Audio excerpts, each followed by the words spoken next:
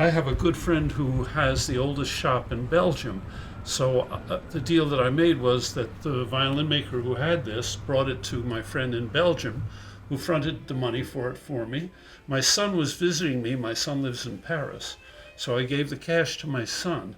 My son went back home to Paris, and then from Paris to Brussels, reimbursed my friend and took the cello back to Paris. My wife went to Paris and brought it here.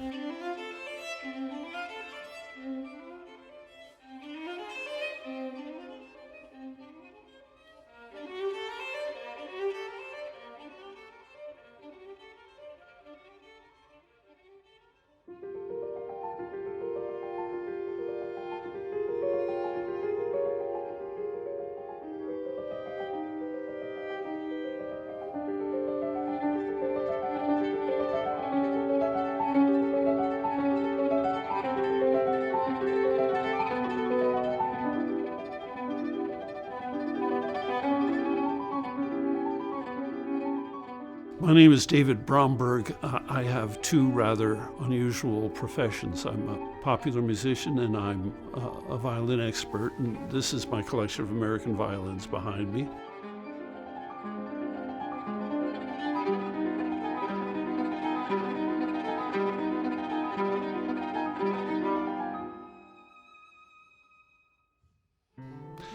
The truth is, the sound of violins is such a subjective thing.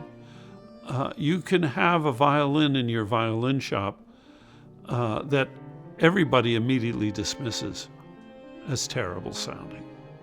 And one day somebody will come in and play it and make it sound good and say, I've been looking for this violin for decades. There are huge numbers of violins with labels of people who were dead long before they were made.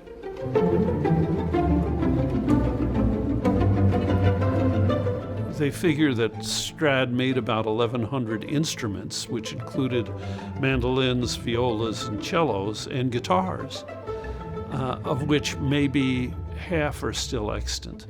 But there are hundreds of thousands with a Stradivarius label in them. They'll remove the label of the maker in American Violin because it looks an awful lot like the work of this Italian maker, and they'll put in the Italian name, and immediately the value of the instrument is tripled, quadrupled. How can it have that name in it if he didn't make it? Well, it's easy to change a paper label.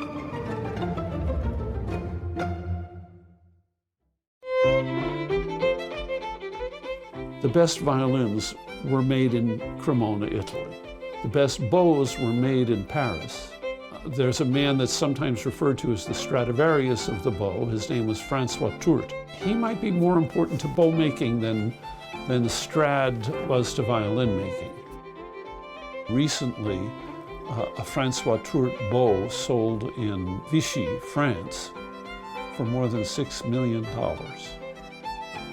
There's a hierarchy of pricing for violins from different countries. A violin made in Italy will cost more than an equivalent violin made in France, which will cost more than an equivalent violin made in Germany, which will cost more than an equivalent violin made in England, which will cost more than an equivalent violin in the United States.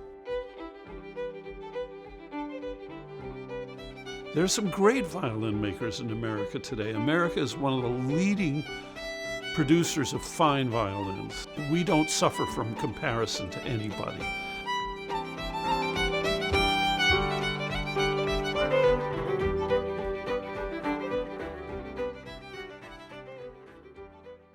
The thing is, violins actually look nicer with a little wear. Instruments in this kind of pristine condition can be found in France. I've always thought that the French like violins, they just don't like the noise they make. Non, rien de rien. Non, je ne regrette rien. Ni le bien